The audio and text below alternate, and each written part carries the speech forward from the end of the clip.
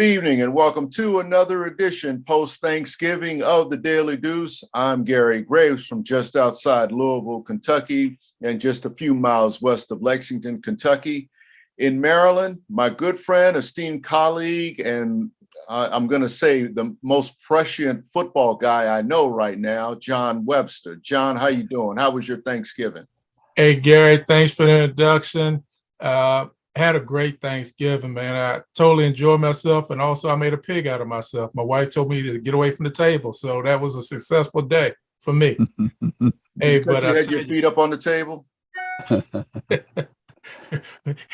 It was a long meal and a short night. Walk to the bed and go to sleep. All right. Hey, let's get into this thing, man. We got an unbelievable guest today. Personal friend of mine, AP Steadham, has agreed to come by here today. And AP, graduate of University of Alabama, former writer and regular contributor for the Bama magazine, co-host of AP and Kelly As We See It, also host From the Box with AP on WHEP, AM and FM in Alabama. Second decade of covering Alabama. Regular season, he's covered them. Conference championships, he's covered them. 3 BCS national championship games, he's covered them. And college football playoffs, he's covered them. And also covers SEC football. Covers a little bit of basketball, too. Basketball team pulled a big upset this weekend and beat number 1 ranked North Carolina. But without further ado, our friend and great friend, we're glad to have him, AP. Thanks for stopping by the Daily Deuce today, man. Hey, my pleasure. So glad y'all have me on this evening. My pleasure. Welcome. Hey, let's get right into it. Hey, wait, we can't forget John Pitt. You know what? I got excited. John, how you doing? Doing great, man. Between watching you guys for the past couple of years talking college football and this last weekend, you got me hooked. I'm all in, man. I'm loving it. Well, perfect segue.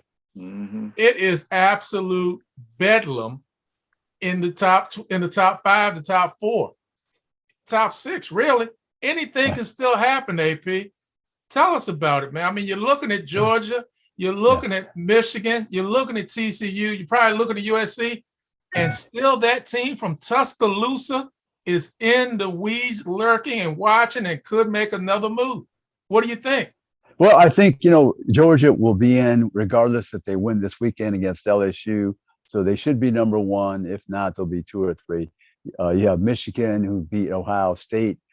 Big victory, 22 points in Columbus. Then you have number 3, TCU, who's undefeated in their conference, which is hard to do in any of the Power 5.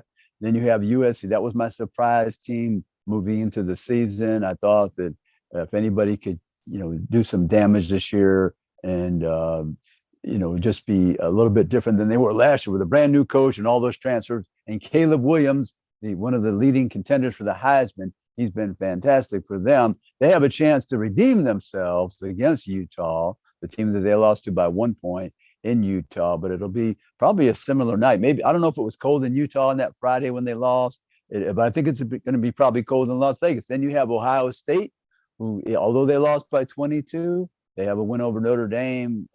They were undefeated to that point in the conference. I think Alabama is a team they'll probably look at. But, if you look at Tennessee, think about this for a moment. They beat Alabama, and they buried LSU, the SEC Western Division champ. Those are 2 great victories for them. Now, they had the bad loss against South Carolina, but South Carolina came back and beat Clemson on the road, who's playing for a potential ACC championship. So if I'm the committee, is Alabama the team I'm looking at, or Tennessee? Head to head, Tennessee beat them, and they beat LSU by 23 points in Baton Rouge. Alabama lost by a point. Think about that for a moment. But those are the 6 teams. After that, they're gonna have to beg people to be in. But I think TCU, even if they lose, because they're playing against a team that they beat during the regular season, Kansas State, I think they're still in the playoff hunt, probably as long as it's close. So I think TCU is a winner-loss as well to be in the playoffs. Wow. Now that's a shocker for me, because I said a couple weeks ago, TCU has to run the table, because I think people have such a little respect for the Big 12 and TCU as a team I don't think they can have a hiccup. I would agree with you, but look at this now. Alabama and Texas played. It was a 1-point game. TCU beat Texas at Texas, right? By 7. Right. You're right. So that's a better look on their resume than Alabama, even with a loss to Kansas State. So you can say that that's a neutral, that's a plus and a minus. We beat Kansas State, we lost to Kansas State. Maybe they're going to beat Kansas State twice, and of course, there's no question they'll be in the playoffs. But weeks ago, I probably would have said the same thing as you. But TCU doesn't win out, they're out. But everybody has been dropping out. They can't manage the pressure at the end of the season. Clemson is for one. Tennessee. I mean, the saddest people in America has to be Tennessee. They have to beat South Carolina in Columbia, a team that had scored 6 points the week before in Gainesville, and they scored 63 against your defense. I think that's the modern record since the 1936 Associated Press poll. An unranked team scoring 63 against a top 5 team. I think that's the story. So the Tennessee people thinking, we beat South Carolina, we beat Vanderbilt, we put our cheerleading outfits on for Georgia. We're number 2. We're going to be number 2 in the playoff. You know, right? who you didn't mention, and rightfully so, because if you let a team come into your house, eat your food, go through your jewelry box, look through your medicine cabinet. I'm looking at you, Ohio State, that right. I didn't even hear them mentioned in your top 6. And I have to agree. And I'm speaking as an Ohio State fan. Oh yeah. That was one where they had a chance to solidify their position. And I think that one loss and the way that they lost it, I think took them out of any discussion of being included in the playoff. Yeah, no, they were my number 5 right now. I think they're going to be number 5 when they have that ranking tomorrow evening, even with that big loss. I think that's a possibility, number 5, because of their resume for the season going through the conference. I don't think the Big Ten is that strong. It's really the Big 2. The SEC, it's Georgia and everyone else. The Pac-12, USC's hanging in there with that one loss. The Big 12 is TCU and everyone else. I don't think they're very strong. The ACC was Clemson, but they have the 2 losses. Carolina, I mean, there's another team that has to feel sad. Their fan base. They have that freshman quarterback with over 4,000 yards. They got upset at home by Georgia Tech, then followed that up with an upset in overtime by North Carolina State at home. So North Carolina is a little bit is a sad team, but Tennessee's the saddest. Yeah. Hey, since you brought up North Carolina and Drake May, John Webster, do you know who Drake May is related to, or what the connection? Luke May. There you go. So hey, there's that clutch gene in him, man. That kid can play. He can just flat out play. Yeah. And Mac Brown, I don't know what in the world he's doing. You figure there's a guy that should be fishing, should be chilling. He is still putting together, really good programs. Back at the school where he was successful. Absolutely, his teams get a little tight at the end. Yeah, and that happened this year as well. Yeah. AP, let me ask you this. You mentioned Ohio State. Now, I think if I had a vote, I would put Alabama at 5 and Ohio State at 6. My reasoning is this. I agree with you. The Big Ten this year is more the Big 2. It's Ohio State and it's Michigan. Yes. But I also think, as much as I love Notre Dame, and everybody knows I'm a big Notre Dame fan, yes, the win that Ohio State has against Notre Dame, I think, is diminished because because Notre Dame has lost to Marshall and to Stanford. So 2 bad losses. Yeah. I don't think when you look at Ohio State overall, right, I don't think that helps beating Notre Dame now, because the 2 losses that they had, on top of they got 4 losses. Yeah, you're right. They started the season with a loss, end the season with a loss, had those 2 bad losses in the middle. And then Tennessee, the consideration is, Joe Milton is now the quarterback. Was it Joe Milton the second? I think it is. Joe Milton the second. Yeah, he's the quarterback now. So the committee looks at those things. But hey, he put 56 on Vanderbilt. Vanderbilt had 5 wins. That was unexpected. So I wouldn't detract from Tennessee. They still have those glorious receivers. All right, now let's look down the road. If it turns out to be Georgia, Michigan, TCU, and USC, open up your crystal ball, AP, and tell me who's going to win those two games, who's going to end up in the championship. Oh, great. So the great game I want to watch is the Georgia USC game, because USC has those receivers that can give Georgia a problem. When Alabama played them last year in the championship, Bryce Young and Jamison Williams, they ate them alive. They couldn't guard Jamison with two people, and they put 40 points on him or something like that. There's going to be no problem with the weather. It's indoors. They have to come all the way east to Atlanta, but it's Caleb Williams. He's a gamer. I mean, he's a tremendous quarterback, going to put pressure on Georgia. Stetson Bennett, you have to give him credit. Stetson Bennett, the fourth, he's played very well all season, and they have the most talent. But I'm telling you right now, they did not guard Alabama last year. If Williams was playing, they might have beat him in the championship. And I don't have a strong belief that their secondary is better this year than they were last year. And USC's got the receivers to beat them. How about on the other side? US, the other side. Michigan. I'm thinking Michigan. If they believe in TCU being a good team, they'll take them serious. They'll pound away at them and put that offense on the sideline and win the ball game. Yeah. And the other thing about USC, they have a lot of turnovers. They take the ball away from the other team a lot. Yeah.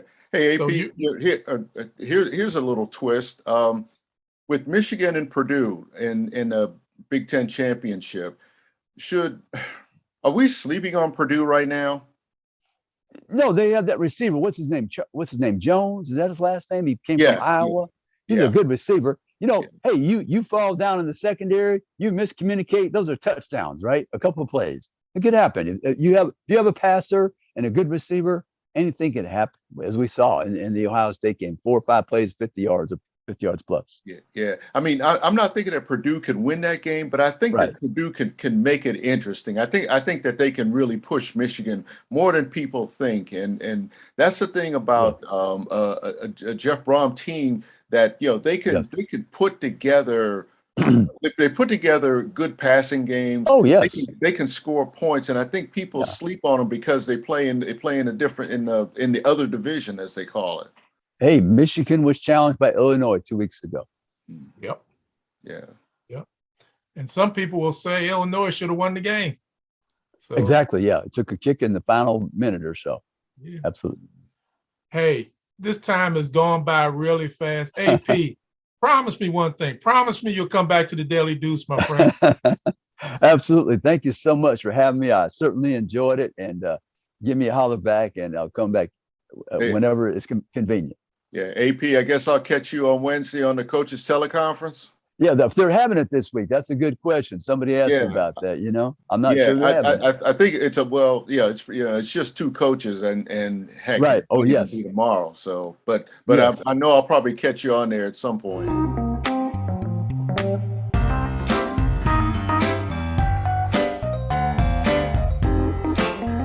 Welcome back to the Daily Deuce. Well, we're 1 week into the World Cup over in Qatar. I keep wanting to say Qatar, but I think it's pronounced Qatar. And we have a really big game coming up tomorrow between the USA and Iran. John, I'm going to let you introduce our next guest, and we can talk a little bit of football. I'm not going to call it soccer. Hey, Gary, thanks a lot. Man, it's a pleasure. This is a friend of mine for over 30 years. Former high school goalkeeper at Suitland High School, college goalkeeper at Prince George's Community College, and then moved on to Francis Marion University, college assistant coach at Prince George's Community College, head coach at PG Prince George's Community College, head coach at Howard Community College, and a head coach at the University of the District of Columbia. You and I know it as UDC. My friend, my colleague, Jimmy Bell, thanks for coming on today, man. How you doing? I'm great. Thank you guys for having me. I'm expecting a good time here. Hey, man, I'm telling you something, man. We're going to sit and talk, not soccer. We're going to talk football. How you like that, Gary? We're going to talk football today, man. Perfect. Before we get into the U.S. and Iran game tomorrow at 2 o'clock, let's talk a little bit about Brazil's win today over Switzerland. Let's talk about Portugal's win over Uruguay and Fernandez scoring 2 goals today. Let's talk a little bit about a wrap up of what happened today. Let's start off with the Brazil game. Brazil is really, really magically talented. They have a lot of really good young players, just enough of the older guys to know. But I'm going to say this. I think Switzerland can advance, and that is a very young, talented team. And given the right opportunity, I don't think they would, reach in the hat and draw Brazil out again. But there's somebody not to be trifled with down the road. That team can play. And despite the way the Brazilians cut them up a little bit, I think they can attack a little better than they did today. Let me ask you this. I watched the game today, and Switzerland seemed to be, what I see with Brazil is a team when the field is open and you're running, that's their game. Wide open play. They got the guys and the legs to get it done. Switzerland seemed like they wanted to slow it down some and play more in a cramped up space. Is that the way to attack Brazil from now on? See, I think that I think the old saying is death by 1,000 cuts. So do I really want to, try to get away with soccer or football formation of the rope-a-dope? That's not a good way to make a living. I think somewhere in the middle, you have to attack Brazil because they're weakest in the back, and you have to be willing to send guys forward. If you're not willing to send guys forward, they're going to keep on you like hornets, and eventually you're going to get cracks in your dam and it's going to burst.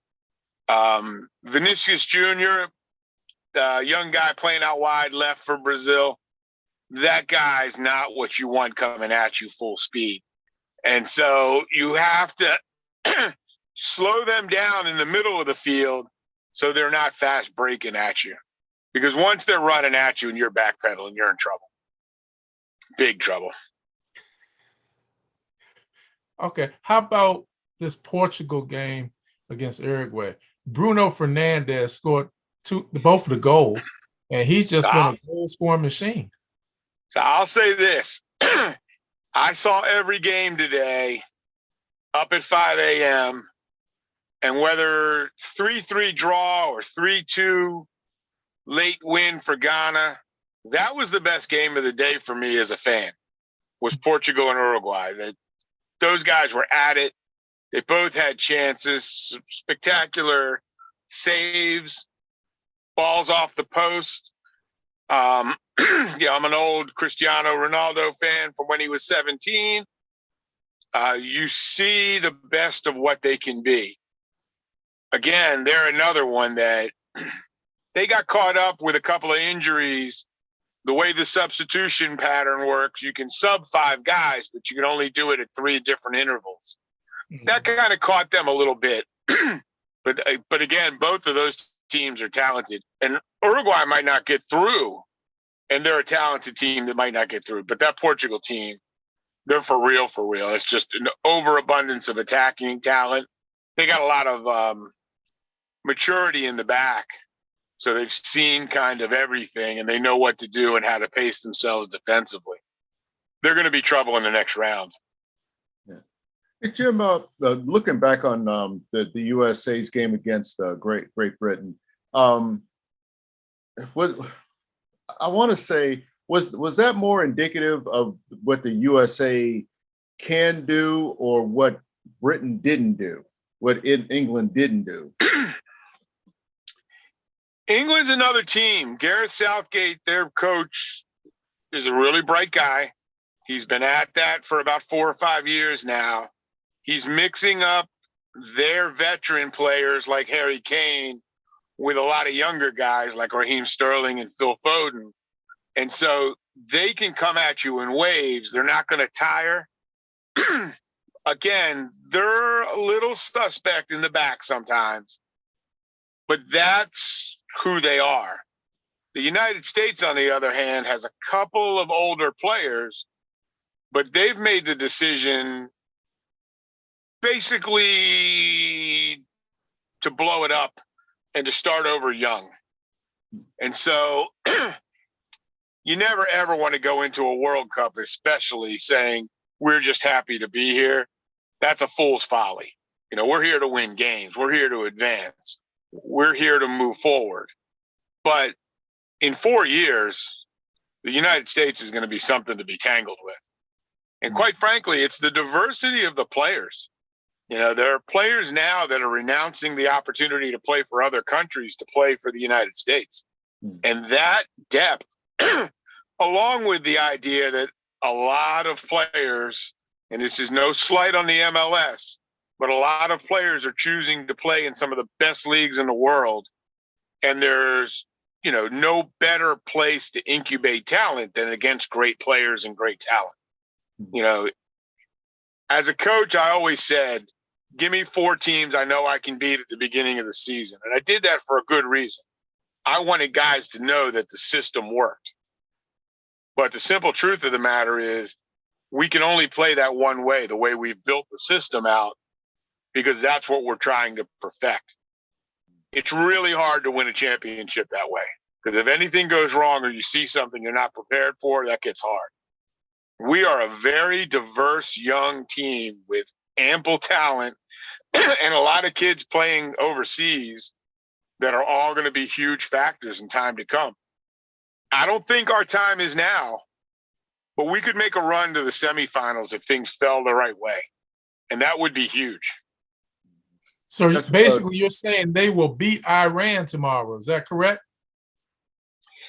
If they don't, we should be examining our coaching system. Because these are one of those games where if you get fooled and you don't execute, you have to look at yourself because you weren't prepared.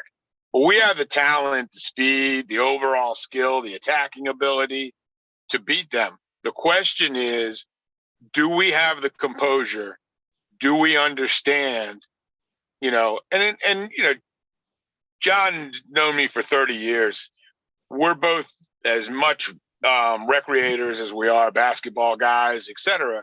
But listen, you couldn't beat Dean Smith if he had enough talent to beat you, because those guys are coached within an inch of their lives. They know what to do in every situation. That's going to be the thing tomorrow. Do we know what to do, not only if we're behind, but do we know what to do when we're winning? Can we see that out and not let the moment, you know, as they say, be too big for us? I'll be surprised, shocked, in fact, if we don't win. But would it be safe to say that's what happened to them when they played Wales? They were winning for almost the entire game and gave up that goal late. And it's a fine line. And you're right, but it's a fine line coaching-wise. I'm a big believer as a coach that what I do is I tell the guys we want to break everything down into 10-minute intervals. And how are we going to play this 10 minutes? And so if we're winning by 1, how do we play? Well, we play the same way we play if we're even. If we're down 1, we shouldn't change what we're doing. We want to play the same way as if we're up 1 or even, because that's what we prepare for. That's how we play. But again, that's how I built the team from the beginning. And so some coaches have a different methodology, and they think, I'm going to lay back and protect the lead. Me personally, I'd rather step forward and protect the lead. It's a whole lot easier to protect 2 than 1. And I can, you know, and again, the University of Maryland coach and I know each other vaguely, but he's got a great thing. You want to foul somebody? Foul them at the other end where they can't hurt us. And so, you know, the one place you can't turn the basketball over is when you bring it inbounds after a made basket, because you're just going to give up a layup or a dunk. You want to make turnovers, make them at the other end of the court. And that's going to be the big trick. Do we know there's no place to foul now? There's 10 minutes left. Play smart, play safe, keep the ball, move it around, attack when we can counterattack, etc. And you're going to see. You're going to know tomorrow if we can win the next game in the knockout round. Because if we escape tomorrow, that's not good enough. we're good enough to beat them and control the game when we do it. Wow. Jimmy, you never disappoint. You never come short. We greatly appreciate this fast moving time, but thank you so much for coming in. I'm going to keep what you said in my mind. USA beats Iran tomorrow. I'm going to keep that in my mind all day. 2:00 tomorrow in front of the TV watching the game. I love being here. It was a great time. My prediction is 2-0. You heard it here first. Gary, go let Pitt know so he can put $2 on the game. If they win, then invite me back. We'll be on a roll, gentlemen. Hey, trust and believe, Jimmy. We want you to come back as we move through the knockout round and further. Want you to come back because I want to hear your analysis for the rest of the tournament. Let me just show you one thing real quick, Jimmy. Give it to me. USA, but this is where we're rolling. This is where we're rolling. No. Listen, and so I leave you guys with this quick thought. I'm half Italian, so nothing hurts more than to be wearing blue and not watching my Blues play. But by default, red, white, and blue is the way to go. I'm with them. I'm with them all the way. But once they are no longer there, we're going with Brazil. Okay, sounds good. Take care, my friend. We'll talk to you soon. Ladies and gentlemen, we're going to be back with another segment talking about the Washington Commanders. Hold on to your seats for that conversation.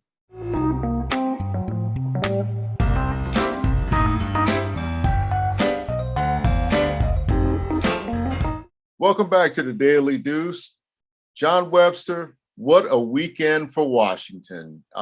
Those Commanders, technically they're still in last place in the NFC East, but they're coming off yet another win, 6-7.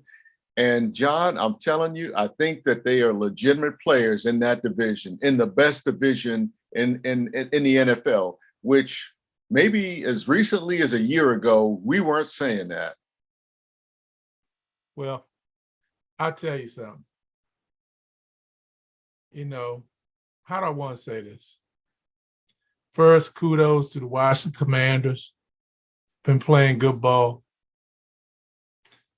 I said a couple weeks ago, I hadn't watched the Washington Commanders game from start to finish since probably, I can't even think when. I watched another one yesterday. I'm going to tell you, they say Taylor Heineke doesn't have a strong arm. Gary, want me to tell you what he does have that's strong? A heart, a strong heart, and a strong will. Strong will, strong determination. And those guys rally around him. They rally. They play hard. Yesterday was a hard game. The Atlanta Falcons, they were knocking out 6 or 7 yards a carry. The Commanders were knocking out 5 yards a carry. Neither one of them could stop the running game yesterday. But the Commanders held in there. They held on. They made a crucial interception at the end by Kendall Fuller to wrap it up. And then the Atlanta Falcons made a mistake with running into the kicker. So that just ended the game right there. But I'm happy for Heineke. I'm happy for the Commanders. They're playing well. These next 2 games, they got a bye. They have a game next week against the Giants, a bye, and then another game against the Giants.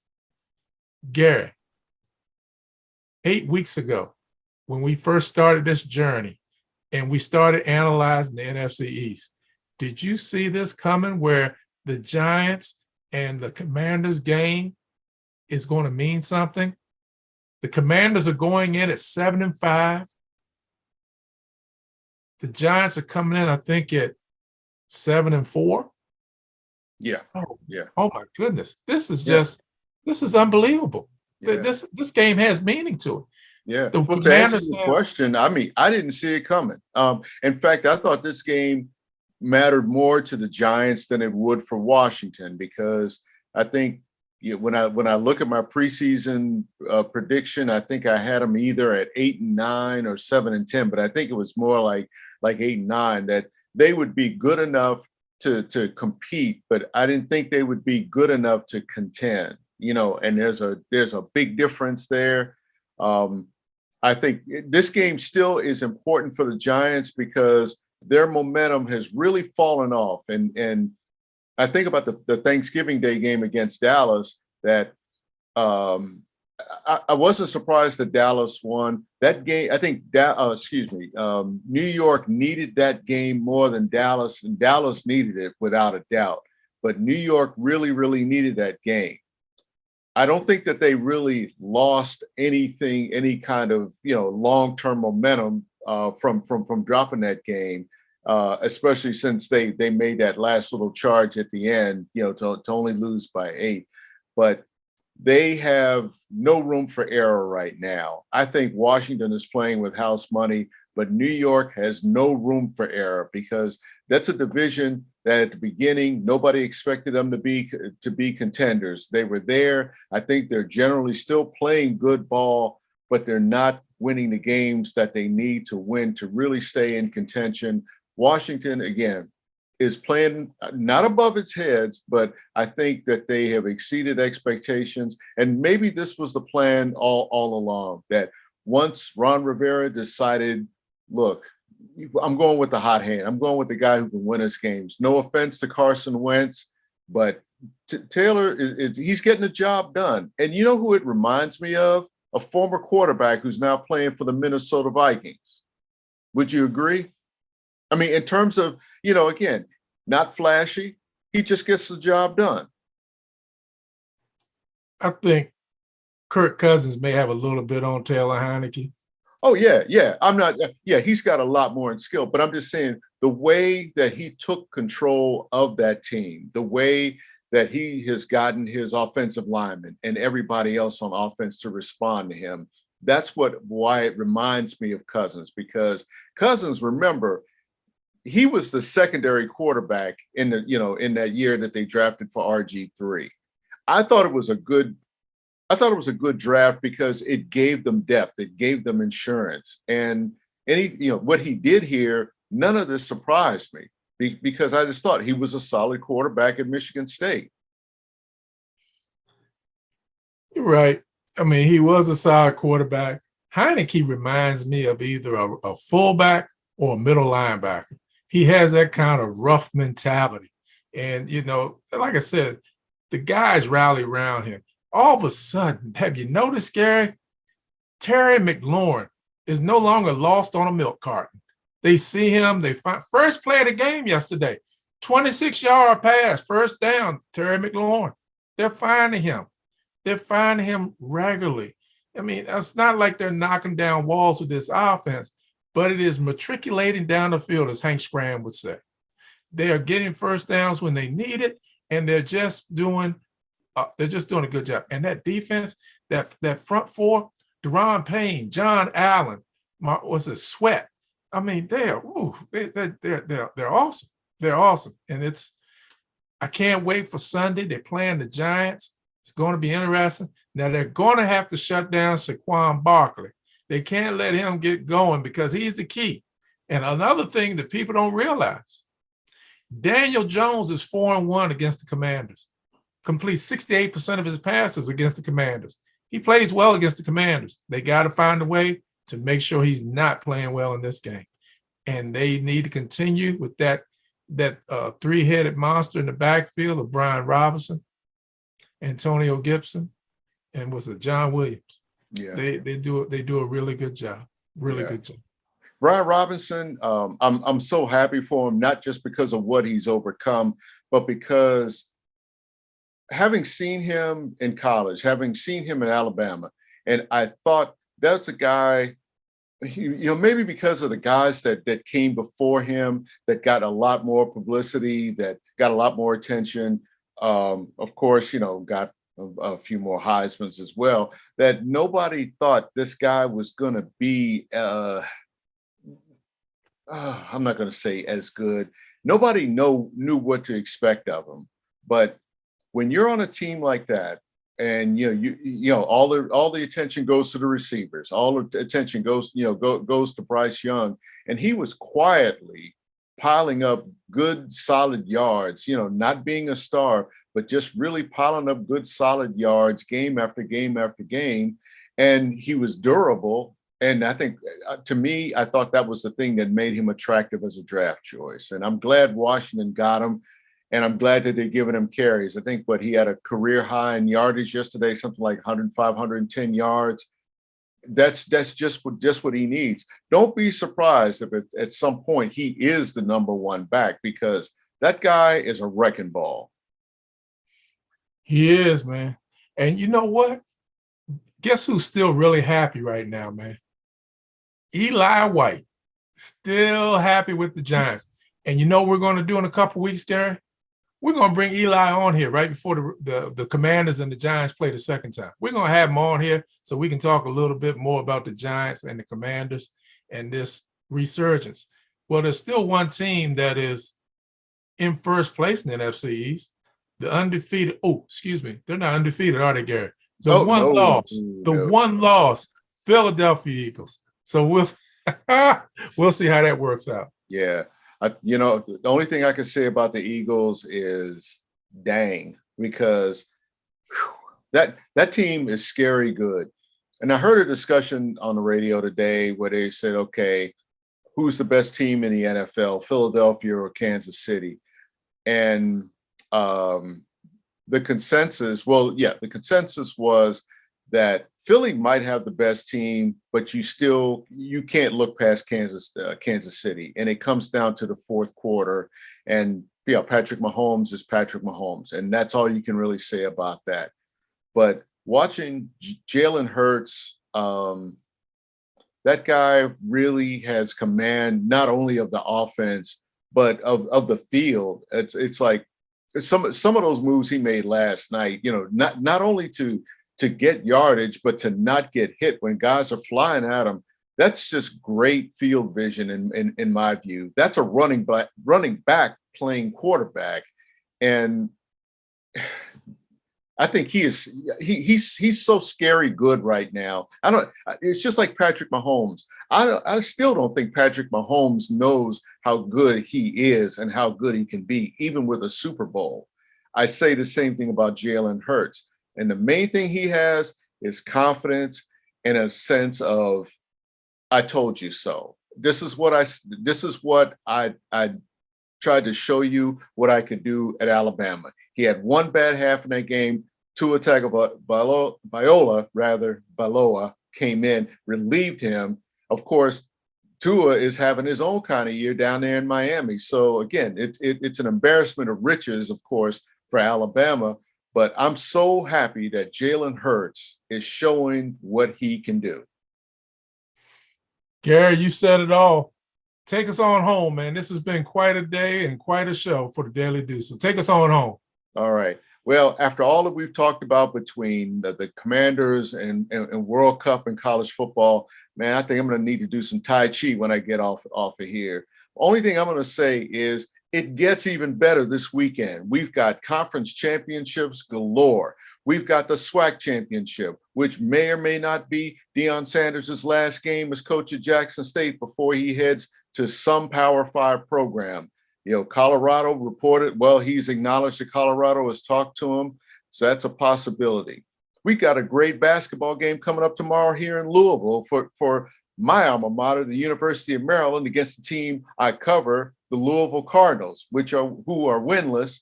But again, it's a marquee game. You just don't know what happens. It's going to happen. John, I'm too excited. Like I said, I might do some Tai Chi or some yoga after I get out of this. Hey, man, thanks for everybody joining us today. Another great show. I don't know where the 30 minutes go so fast, man. Come on back, y'all. Y'all take care. Watch some sports, and we'll see you next week.